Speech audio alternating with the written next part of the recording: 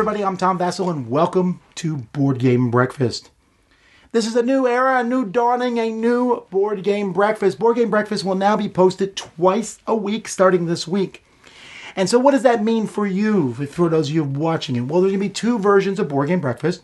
One is going to be this one. It's the pre-recorded show in which I'll be doing it. Sam and Zee will be showing up too, as well as many of the contributors, not just from Board Game Breakfast, but you will see the occasional contributor from Token Punch Lunch and Board Game Blender. We've merged the shows together. Not all the segments will be in this show. Some of them are being moved to Thursday. Specifically, the news segment is being moved to Thursday, where we'll be doing that live, and you'll hear some back and forth with me, Sam and Zee, as we talk about the news of the week. And the Kickstarter news and the War Game news will also be on Thursday also. So the news segments will be there. There'll be different segments in each one. If you come onto the live show, you'll have a chance to interact with us. And so that's kind of what's going to be different this week. We're going to also be starting some of our new live stuff. I mentioned that.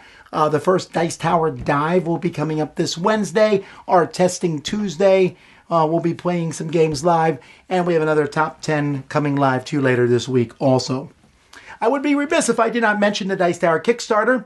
As of me recording this, it has not yet funded, but it's getting close. Maybe by the time you see this, it has funded, in which case, yay, and fireworks are going off. But we do appreciate all of you. Our show is free for everybody to watch. But if you think it's worth donating to, if you would like to see us continue to do it for 2019, then we ask that you consider donating to the Dice Tower so that we can make things better as time goes by. All right, with that being said, let's see what's going on the internet this week. So this is a new segment where I'm just going to talk. This is almost a little inside baseball segment, so to speak, where I take a look at different things that are going around the internet, just quickly mention a few of them, and then we move on. So around the internet this week, there's definitely been a lot of talk. Jamie Stegmaier started out a lot of it, talking about supply chains. And he talked about how Wingspan didn't go out. They didn't make it nearly enough Wingspan. He explained some of the reasons why. This got a lot of retailers and distributors and publishers all talking about it because this is kind of a mess that we're in. That's not anyone's fault in particular, other than the fact that there's just so many games coming out that the distributors are not knowing how many games to send to the stores. The stores don't know which games to order because there's so many of them. Publishers don't know how many games to make because they're not really sure of it. Kickstarter's kind of in the mix, changing up everything. So there's a lot of discussions, a lot of proposed solutions, a lot of things all over the internet this week. Rodney Smith also did a video where he talked about views. Rodney Smith from Watch It Played, and talked about how being more interactive on videos helps people come back and see those, and how he talked about making a mistake in the video, taking it down, putting it back up, affected things. And so it's a little bit inside baseball on how video reviews are done. I noticed there was a review from No Pun Included where they really beat up on Gen 7. This game is definitely getting back and forth. Plaid Hat Games usually tries to experiment a lot with their games, and this one does not seem to be succeeding as well as you might think. Hot Games of the Week, Wingspan for sure is still doing really well. It's being the one talked about all over the place. The Vindication Kickstarter is also getting a lot of buzz for Vindication.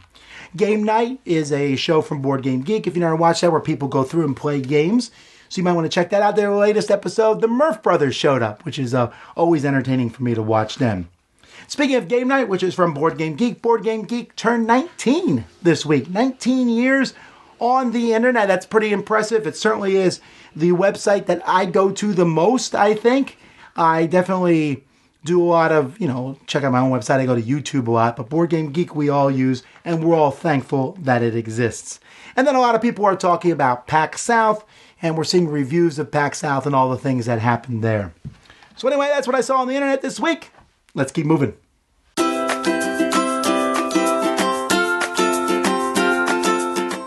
Everyone, my name's Annette, and you may know me as Netter's Place. And today on Applied Mechanics, I'm going to go over the game of Wingspan. So this is a bird enthusiast game where you're going into different habitats and looking at different types of birds. But it is also an engine building game. So let me show you a little bit about it and why I really like it. So here's the game of Wingspan, and at the beginning of the game, you'll only have 2 bonus cards, which will be scored at the end of the game, but you will only get to keep 1. You'll be given 5 cards in which you can choose which ones you want to keep. However many you keep, that's how much food you'll have to discard. In this game, you'll start off with 8 different action cubes. You only play 4 rounds, and each subsequent round, you'll be reducing the amount of actions that you can take. An action you can take is to play a bird from your hand into one of the 3 habitats, either the forest, the grassland, or the wetlands. When you play a bird card, you're going to have to feed it some food, and you can play it into any one of the corresponding habitats. Another action is to gain some food from the bird feeder. You pick a die that's in the bird feeder, and then you keep one of the tokens of that type. In this case, you can also discard a card in order to pick up another food. Once you're done with that action, then you move the cube onto the bird, which can activate another bonus action. Another action is to collect some eggs. The color of the eggs don't matter, but you can place them on a bird card as long as they fit in the nest. The more birds are in a habitat, then the more things you can get, along with activating other bird cards along the way. And the final type of action is to draw more bird cards. You'll draw from one of the 3 displayed cards or from the top of a deck. At the end of 4 rounds, you'll be able to add up your score. That'll be based on the type of habitat you've created. The person with the most points wins. So first off, this game is beautiful, simply because there are great components. It's really well put together, and there are over 150 unique different bird cards. But besides that, I've really been enjoying this game because I'm displaying all these different types of birds, and yes, it could be random. However, because of that, every game is also unique. And that's why I really like Wingspan. Well, thanks so much for watching, and we'll see you next time. Bye! Hey there everyone, it's Jen, the board game librarian, flipping some pages, pushing some cubes. Another segment of From the Page to the Table. So with the final season of Game of Thrones starting soon, I thought it'd be appropriate to pair a Game of Thrones with a board game. So of course there's lots of Game of Thrones board games out there, but the one I'm picking today is kind of specifically with this first one of sorts. So Game of Thrones, an icon now, right? Of course we have all of these iconic characters that are set up in this first book. Jon Snow, Jaime Lannister, Great John, the Starks, very classic series of sorts where we have power, greed, and desire for greater things. And a lot of that is set up in the battles that go on in this series. So this is a brand new game to me, and I already really like it.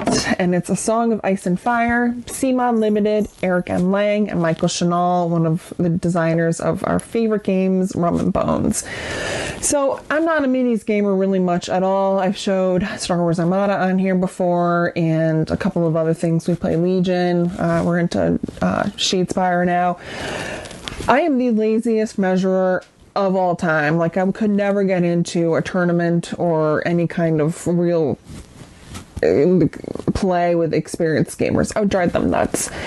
But here we have characters from the book, drawn as they are in the book, not the TV show. And it's this wonderful system that they've created with the trays and the measuring, and very easy playing, super easy playing. Some of the battles that are here in this first game are scenarios that do show up in here, and I'm really loving this. Great mini quality, and that's why Game of Thrones with A Song of Ice and Fire. Happy breakfast, everyone.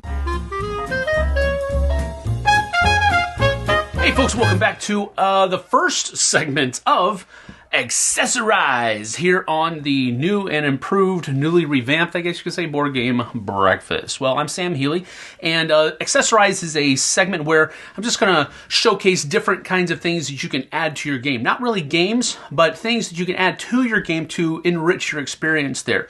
And one of the things that we got at Essen was a dice tower from the company Folded Space that has inserts and organizers for board games. And this is a dice tower that has been given to us for just, review or to showcase and to show other people what they do and so forth and so on. So what I'm going to do is I'm going to go ahead and take a look at this. Now, on the back here, it has everything that it says. It says, first of all, it's lightweight. That's cool. It is no tools needed. So I'm assuming that means glue as well. So we'll see. It's easy to assemble and it's tough. So this is folded space, and basically it's going to have 2 flat packs of sheets. Let's go ahead and break it open, and we'll see how hard or easy it is to put together. All right, so I have everything here for the tray, and the tray instructions does say that we have to use glue for all steps. So we're going to go ahead and do that. I've got this tray here that the thing actually came in, and we're going to use that for protection of the table.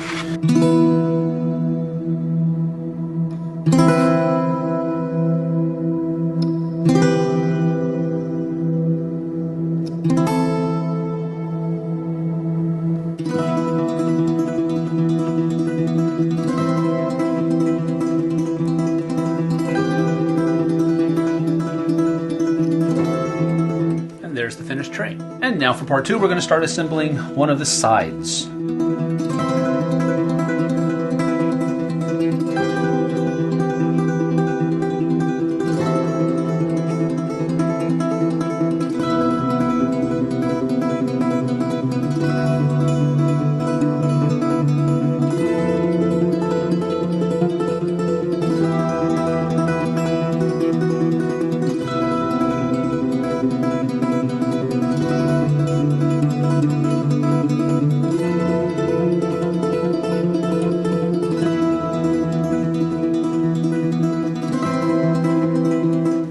So there we have that dice tower, like so. And finally on the bottom down here, we're going to place this like so, but this is going to need glue because this is the bottom of the dice tower. And so it's going to fit so that this can be a little shelf right in between there. So we're going to go ahead and do that, and let's get to it.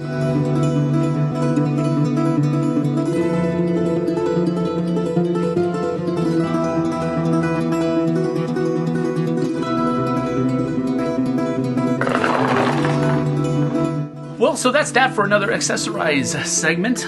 This is a pretty neat little thing here. I like the fact that the tray will retract and then come out, and then it also lays flat because of this extra little piece that's right down here as well.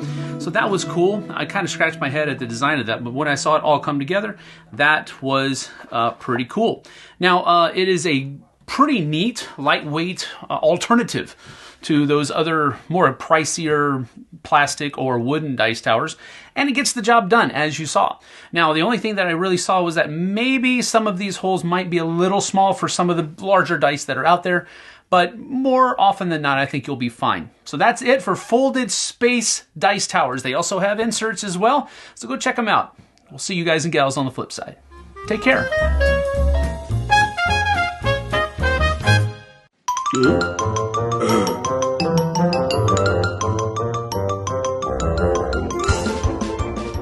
So what's coming out from the Dice Tower this week? Well, I'll be reviewing the new Tiny Towns from AEG, a couple trick-taking games, Campus Cafe, like I said, a Bushido.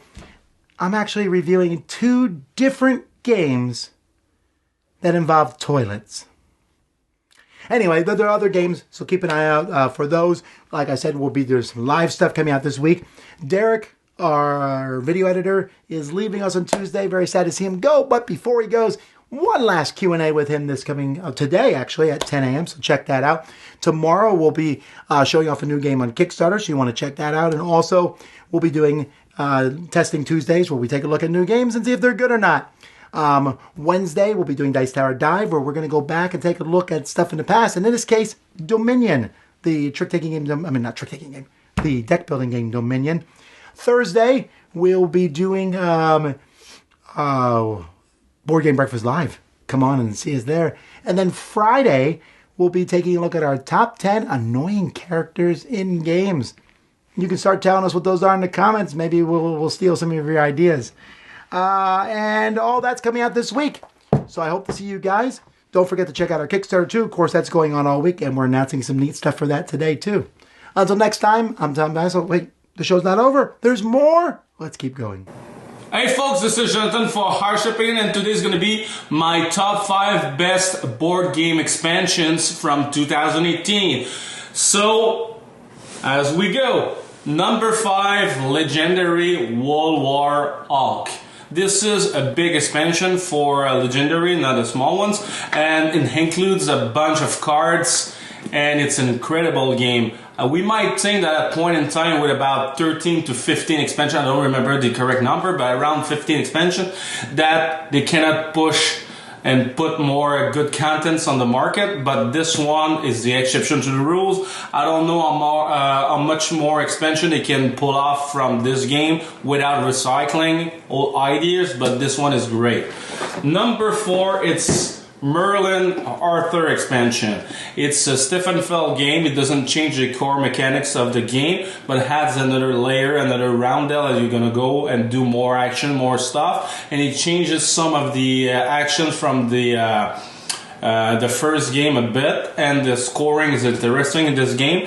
Components and replay value had some replay value to the game. Pretty amazing.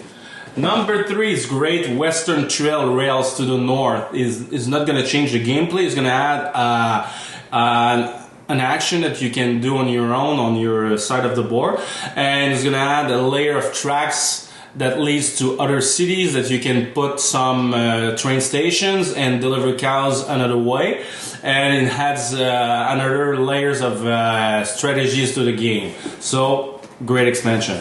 Number 2 is going to be Seven Wonders Armada. It doesn't change the core gameplay. Adds a tiny bits of the play time. I'm suggesting if you play with this one especially, don't include all of the expansions because it's going to be a longer game, but it still works. This is a great addition to the game where you're going to try to push your naval forces. You have a board with different ships on it, different colored ship, and when you play a card that matches the color of one of your ship, let's say a red card for the red ship, you can play. You can pay extra cost to move that ship up, and that's gonna give you bonuses. That's great. But my number 1 of the year, it's Prelude, Terraforming Mars Prelude. I didn't include Colonies because I think Colonies are top 10 contenders, but not the top 5. Prelude's changed the game for me in a big way because I found the game is dragging along too much, especially with 4 or 5 players. But this speeds the games up, and it's like your own specialization. It's like you're starting companies, but more. This is a great expansion. And like I did with my last video, if I can add like a new contender, and number 6 will have been this faction for Imperial Settlers. I found this is the best faction overall from all of the factions included in game and in the expansions.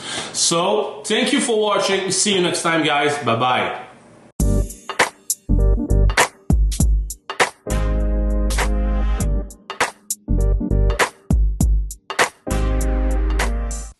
Hey everyone, Chris Renshaw here from the Boards and Swords podcast. And hot on the heels of releasing a whole mess of products for their Legend of the Five Rings RPG, Fantasy Flight Games has released another product, which is the first source book for L5R called The Emerald Empire. Inside this book, you will find a wealth of information about the setting of Rokugan, which is where L5R takes place. You'll find out the history, kind of the mythology of how the different families and clans came about, some of the different religious aspects that they take into when you're talking about like shrines and locations, and kind of what things as characters should expect in here. Who is above your samurai? Who may be below your samurai? You know, how did the emperor get to be the emperor? And there's a lot of great stuff in here, but it got me wondering, would you ever consider buying a source book for a game that you didn't intend on playing? And what I mean by that is there is a lot of useful stuff in this book, but it's also just a really interesting read. You know, you don't have to necessarily play the L5R role-playing game to get a lot out of this. If you like the card game, for instance, the LCG going on, you'd still get just as much out of this book as somebody that's playing the RPG, because you would know more about the locations that are depicted on the cards, some of the different heroes that you're playing against in your clan, and all sorts of information about like where did your clan that you prefer, how do they get to be where they are today. So, really awesome book, The Emerald Empire, The Essential Guide to Rokugan from Fantasy Flight Games. I would get it. If you're an L5R fan at all, no matter what sort of setting, the RPG or the LCG or even from the years past, I think this book is kind of required for you. Or at least somebody in your group have it. Borrow it from them, give it a read, learn about the history behind this world and kind of the different battles and wars that's been fought and kind of what made these heroes that the characters will look up to or the card game depicts, what made them so important that they deserved their own cards. So let me know in the comments below if you would ever consider buying a source book for an RPG that you weren't exactly 100% interested in ever playing. In the meantime, if you have any other RPG questions as well, feel free to throw those down in the comments below. And you can also contact me on all the different social media platforms. I'd love to answer any and all questions that you have. Until next time, may all your hits be crits. What's up, everyone? It's Danny, and welcome to Tabletop Twitter Talk, a segment where I cover some discussions happening between our community of board game and tabletop gamers on Twitter. I run a weekly poll on Twitter, and this week I asked, taking your current game group and gaming situations into consideration, if you had to choose for the next year to play, would you pick to only play competitive games, cooperative games, or semi-co-op / one versus many games? I ran the poll for 24 hours and 297 people answered. The majority answered competitive at 59%, with cooperative at 34%, and semi-co-op / one versus many clocking in at 7%. Let's see some of the replies from the Twitter community. Meeple Lady says, competitive only, all the way. Her gaming group does not like shared victory. And Jack agrees, competitive, no questions. Ash Morgan says, for me, co-op would include Gloomhaven, and there's no way that I could give that up for a year. Greg Dixon agrees with Meeple Lady and Jack with definitely competitive games, whereas Chris Anderson says he does enjoy co-op, semi-co-op, and one versus many, but competitive games just have so many more options. Also, co-ops tend to feel a little similar to him because of the additional design restrictions on them. Joe says he would play co-ops, but that's because that's what his wife likes to play and it makes about 90% of his gaming, but he definitely missed the others. And lastly, Tom from Tom Teaches says, I chose cooperative games because they usually are easily played solo, which is pretty much how I would describe my current gaming lifestyle. Single and ready to mingle, solo. So how about you? Would you be a part of the majority by picking to play only competitive games? Or does your gaming group and situation put you in the other groups? Leave a comment below or feel free to reach out to me on Twitter at Danny and Derek.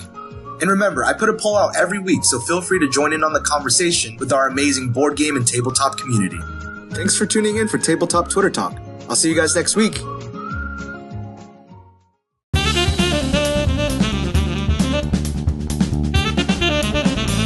Hey folks, in this segment each week I'm going to tell you new games that we're adding to the Dice Tower library and basically why. So the first here is Comanauts. This one's pretty obvious. It's a pretty solid game from Plaid Hat Games with a good storyline, and I know people will like that one, and it's pretty hot. Cosmic Factory, I don't know how long this one will be in the library. I personally like this one very much, and this one is a fast and easy one to play with some drafting, so I think this will do well at conventions. Crown of Amara, this is the second copy. The first copy was played so much I got a second copy, although I figure that in a year we'll probably go back down to one copy, because that's just how these Euro games work. Fields of Green is being added to the library because, well, we don't have it, and it's a good drafting game. Also, the expansion just came out. Monolith Arena we're adding to the library. This is the upgraded version of Neuroshima Hex. I don't know how popular this one's going to be compared to Neuroshima Hex, but that one was pretty popular, so why not? Dice Throne Season 1. This one we're putting in the library because, well, we got Dice Throne Season 2, and it seems weird to have just one and not the other. But it's also a really good, solid two-player game, and you can even play it with more. Tyrants of the Underdark. This is a cool one that it's a kind of an area control deck building style game. It probably doesn't get as much love as it should, and I know a lot of people like it, so it was an easy one to add.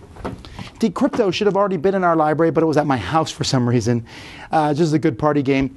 I'm always trying to have good party games in the library. Monster Lands is going in the library, along with its new expansion, Heavy Weapons. And that's the same reason you're seeing Adrenaline here, because the new expansion came out for Adrenaline, which is why it's going to the library. And the new expansion for Merlin is out. So that's why this one's been pulled and is going back in the library. And even though there's a mistake, and even though Zee didn't think it was that great, I know some people want to play Pandemic, so if we're going to have a copy of Pandemic in the library, why not have a really cool one like this one? I don't think it's worth $100 though. And then Alone. I gave this one kind of a middling review, but it's still kind of a hot game, and some people are really going to enjoy it, which is why it's also being added to the library. And that's what we're adding to the library this week.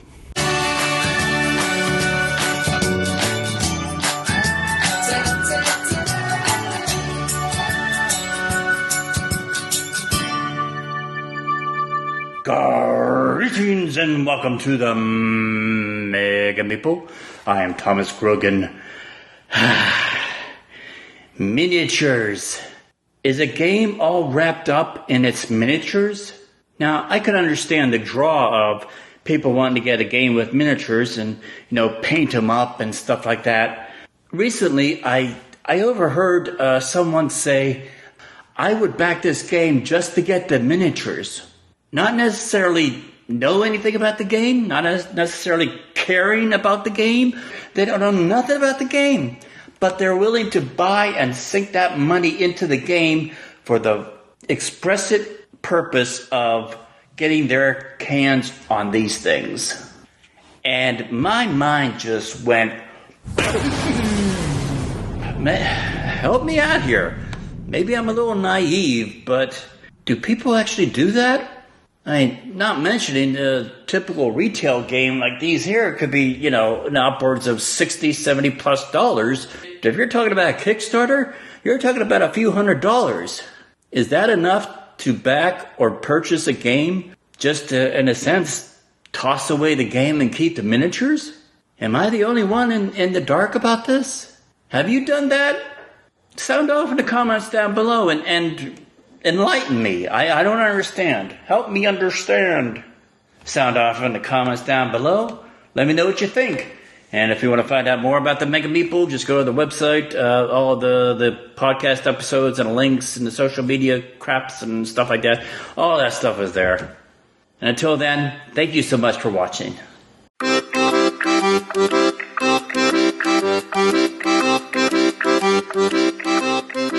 Hey everybody, Z Garcia here, and welcome to Serious Top 7s, because we all know 8 through 10 is just filler anyway. So, today we're going to be talking about the top 7 things, concepts, ideas that board games should borrow from CCGs or collectible card games. Before we do that, I'm probably going to need a specific game though, right? Just to make the examples a little more concrete. Hey Tom, give me a board game. Camel Up. Camel Up? Every time I buy Camel Up, I want to wonder if this time I'll get lucky enough to get that foiled camel I've been wanting, and I want that camel to be worth more than other people's camels, and I want to put it in a big card sleeve and never really play it anymore. I want to buy Camel Up over and over again until I finally get a full set of playing pieces. In one copy, there are no camels. I buy another one, you are missing the insert. Finally, in this version, there are betting chips, and then I can use them all together to give myself the entire playing experience. I want each player around the table to have to buy their own copy of Camel Up so that we can play it together. I don't want the full rulebook for Camel Up included in the box for Camel Up. I want to go online, download the entire document with the errata and the timing issues and all of these things together, and I want to print out all 38 of those pages so I can have the final and complete rulebook. And it'd be nice also if every time I play the game, there's someone standing there catching my mistakes, maybe giving me penalties. I want specific parts of Camel Up to be banned every few months so that I can no longer play with them. I want none of the artwork in my copy of Camel Up to match. There should be at least 60 illustrators. And finally, number 1, I want it to be illegal for me to play my version of Camel Up 2 years after it's been released. So there you go, those are my top 7 ideas that I think board games should borrow from collectible card games. Thanks for checking this out. Enjoy the rest of your breakfast.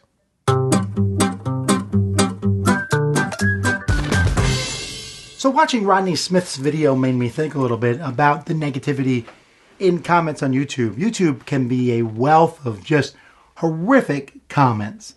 And I don't really care for that, right? I don't like to read negative comments. I curate my Facebook and Twitter feeds.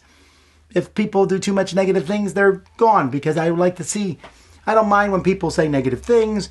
I think there's certainly interaction back and forth, but too much negativity, I think that doesn't do anyone good, in my opinion. YouTube can have a lot of negativity on it, sometimes for no reason else, sometimes for disagreement purposes.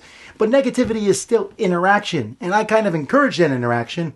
So if you come on to a video and I say, for example, last week I said that Potato Pirates I didn't think it was that great of a game.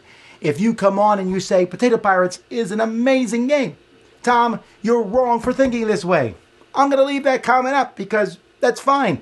Even if you come on and say, Tom, your opinion is not very good here, I'll let it go. Where I draw the line, personally, is personal attacks against people who come in with trollish behavior or outright lying. Like if someone comes, Tom, you said Potato Pirates is not a very good game, but that's because Think Fun didn't give you enough money to say so. Well, that's not true at all, and I'll probably delete such comments like that. And I delete comments that attack other people. I do try to read every comment that's posted on all of our videos, which is a lot, well, about 200-300 a day, and I will delete the ones that are extremely negative or attacking or trollish in behavior. But the vast majority I leave there because I want there to be back and forth. I don't think my views on games are the only views out there. This segment is called Tom Thinks. It's not called Fact. I might think it's fact in my head, but I know that my opinions are going to be different than other people's opinions, and I know this because the internet exists, and I think different opinions are fantastic. I might strongly disagree with someone's opinion, but I think they have the right to be able to say their opinion. I think we're very fortunate, frankly, that the board game community is as positive as it is. It's a very positive thing. I mean, I've been in the video game communities and some Twitch streams, and I'm like, wow, I can't believe people are this vile, really, sometimes, and I read these things. So coming to board gaming is really kind of like a breath of fresh air. So, I don't know, just got me thinking when Rodney talked about that, and I never really feel bad about doing that, because I want people to watch a Dice Tower YouTube video. And then when they're done, I want them to be able to read the comments and enjoy them. When I don't have control over comments, that actually is a little problematic, because for a good example would be our Kickstarter that's going on right now. It's possible, and this happens with every Kickstarter, for someone to back a project at $1, go in, make tons of negative comments, and then withdraw their dollar at the very end, or pay $1. I guess $1 to pay all, to do that negativity is worth it.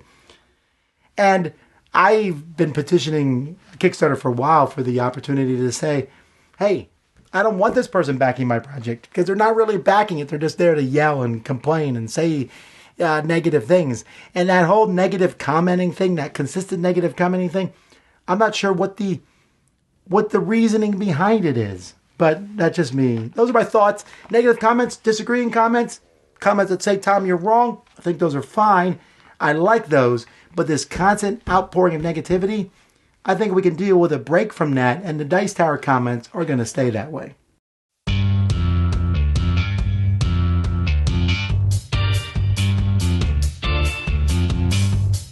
Howdy folks, welcome to By the Numbers. My name is Hunter Thomason from the Family Showdown. Each episode of By the Numbers, we look at a board game numeric related topic.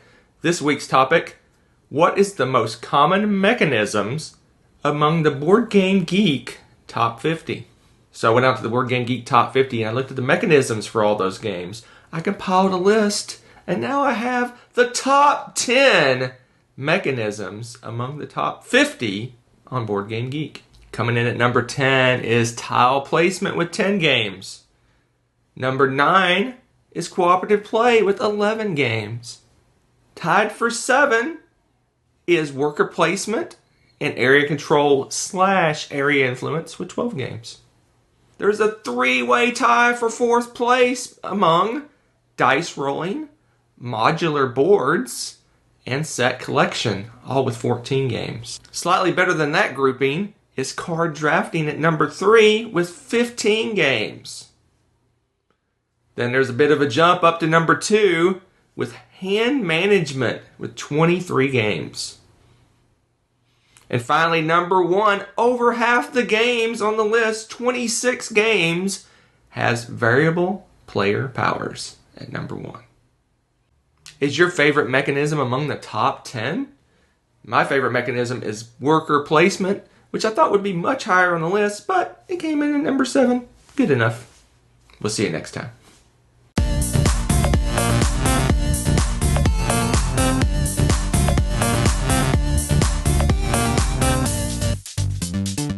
Welcome to Printed Pieces. This is a segment where I'm going to be looking at 3D printing and how you can add that to your hobby as far as board gaming goes. I got a 3D printer for Christmas, and I've been doing all this move coming down to edit with the Dice Tower, and I haven't had a chance to actually start putting everything together.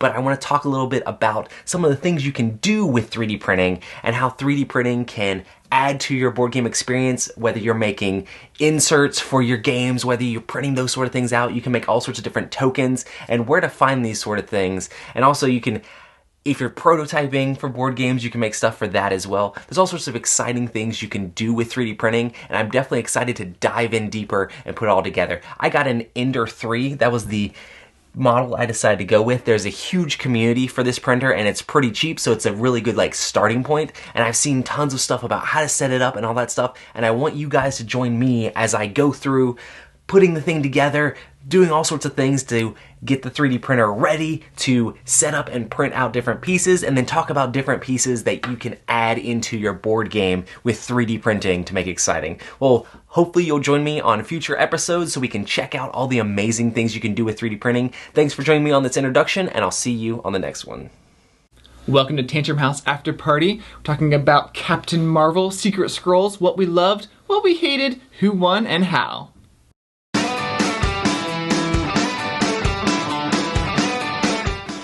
So this is basically Bang with a reskin in the Captain Marvel universe. Which is something that I enjoyed. I like that USAopoly is taking familiar games and easier games that people who aren't in the hobby can be introduced with a theme that they enjoy. And while this is now my favorite version of Bang, I would say that's probably my biggest dislike for the game is that I don't feel like it added a whole lot. It just reskinned everything. But I do like that reskin. I mean, it looks good. It was fun to play. Kind of pulled you into that Marvel universe. Yeah, the art's pretty cool for sure. And if you know Bang at all, it's really easy to just get in and play. So I played as the Ally, and Sarah was Captain Marvel, and we did not win the day. It is Secret Identity, so intern Dan, myself, and Ryan were pretty cool scrolls, and I think, Ryan, you were the scroll defector. Yeah, and I died right away. Well, see, that was the problem. I should have killed him on the very first turn. She could have. But I showed mercy, and that came back to haunt us. Ally showing mercy. Anyway, yeah, I was really nice to Captain Marvel at the beginning. I think that threw Sarah off a little bit at the beginning. I think that helped us a lot. So I think that helped us win the game. So scrolls for the win for Captain Marvel. So if this sounds like something you would enjoy, you can check it out. We've done a whole playthrough video on our Tantrum House YouTube channel. Well, thanks for watching. Happy breakfast, everyone. Today I'm going to talk to you about one of my favourite games from last year, despite it not being one that I actually own. Hopefully it will be soon, and that is Brass Birmingham. Now, I never played the original Brass, I haven't played Lancashire, however, I'm not sure I would after playing Brass Birmingham. The actual gameplay is played with cards. Effectively, you're playing a location card, or sort of I think it's like a resource type style card, and that's what you can do. So if you're playing a coal card, you could do a coal mine. If you're playing Birmingham itself, you could build something in Birmingham. But you're also going to be using the cards to be able to discard to build routes across the board, and that's where it comes in, the fun and the puzzle elements almost in your head come in. Of, should I build this network, because you can't sell things to somewhere unless it's linked, which makes sense. And at the beginning of the game, that's barges. But then the second half of the game, the second era almost, then that becomes trains. Barges are no longer used. And that that's kind of a really interesting mechanic where halfway through the game the board resets. To some extent your better buildings stay, but your sort of old tech buildings, the level 1 ones, are removed from play. They score you, but they are removed from play. I love the way that you can sort of move iron. You have to move iron via the trains or barges, but coal you can sort of transport freely around the map, and the way that works, the networks is just brilliant. And if you like a really quite meaty game and don't suffer too much from AP, then Brass Birmingham, with its beer and boxes and crates, could be for you. It's certainly one checking out, not just because it's set in the UK. Anyway, that was Brass Birmingham, and I'm Oliver East, signing out. My sister had a daughter, which is a blessed time for all. Overpopulation is the worst problem on Earth. That's not the point.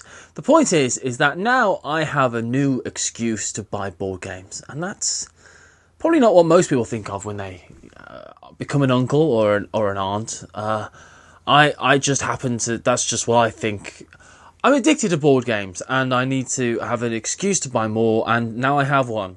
The plan is that for every birthday and Christmas, up until that child is 4 or 5, I'm going to buy them a board game. That means that by the time that kid is 4 or 5, they're going to have like a whole little library of games. And then I can play those games with that child and help them learn how to count and do words well. And learn how to be a good winner and not a sore loser, and how to mitigate risk and how to develop their memory. Board games are just fantastic. In fact, if you like board games and you've got a child, I advise you check out Games for Families, and they do stuff like that. Or Dan Hughes, who's a horrible, horrible man, but he also does that kind of stuff, which is good, and he's pretty good at it. He's quite a loving father, apparently. I did hear he's a monster. But first game I got is Curly Colour. Now, the reason I got this is because not only is it a great game for kids, where you roll a snail to knock over lettuce, it's actually hilariously good fun for adults. So if my niece doesn't like this, I'm going to keep it, because actually it's really funny. It's a really, really good game. So this is what I'm going for first. I hope she likes it. And if she doesn't, I like it. And isn't that what it's all about? Buying gifts for other people that secretly you want.